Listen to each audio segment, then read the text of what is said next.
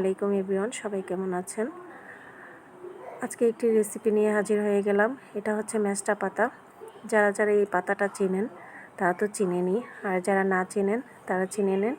এটা একটা টক পাতা। এটার ফলটা দিয়ে হচ্ছে আচার খাওয়া যায়, চাটনি খাওয়া যায়, খুব স্বাদ। এই পাতাটা হয়তো কেউ খেয়েছেন, কেউ খাননি।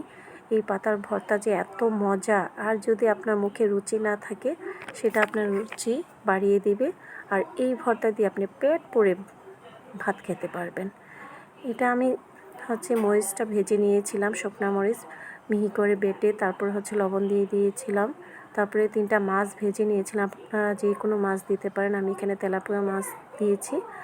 তেলাপিয়া মাছটা মিহি করে বেটে তারপর হচ্ছে পাতাটা যে ভেজে রেখেছিলাম সেই ভাজা পাতাটা দিয়ে দিলাম, দিয়ে হচ্ছে ভালো করে বেটে নিয়েছি।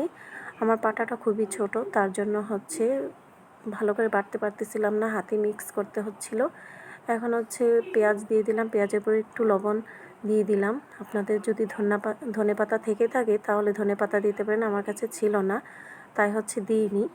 ধনিয়া পাতার সাথে দিয়ে খাবেন, সেই ভালো লাগবে। এই পাতার ভর্তা যারা খেয়েছেন তারা তো জানেন, যারা না খেয়েছেন এটা কিন্তু অসম্ভব মজা। এটা খেয়ে আমাকে লাইক, কমেন্ট, শেয়ার করে দিবেন। আজকে